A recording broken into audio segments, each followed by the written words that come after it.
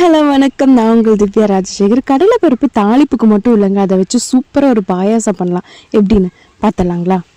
ஒரு டம்ளர் அளவுக்கு கடலை பருப்பு எடுத்து ஒரு மணி நேரம் நல்லா ஊற வச்சு எடுத்துக்கோங்க. ஊற வச்ச கடலை பருப்பை குக்கரில் ஆட் பண்ணி மூழ்கிற அளவுக்கு தண்ணி ஊற்றி ஒரு 5-6 விசில் விட்டு நல்லா வேக வச்சு எடுத்துக்கோங்க. ஒரு பாத்திரத்தில் பாதி அளவு மண்டை வெல்லத்தை ஆட் பண்ணி கொஞ்சமாக தண்ணி விட்டு பாகு ரெடி பண்ணி எடுத்து வச்சுக்கலாங்க. அடுத்து ஒரு கடாயில் 2 ஸ்பூன் நெய் விட்டு கொஞ்சமாக திராட்சை, முந்திரி, ஒரு கையளவுக்கு தேங்காய் பூ ஆட் பண்ணி நல்லா ரோஸ்ட் பண்ணி எடுத்து வச்சுக்கோங்க.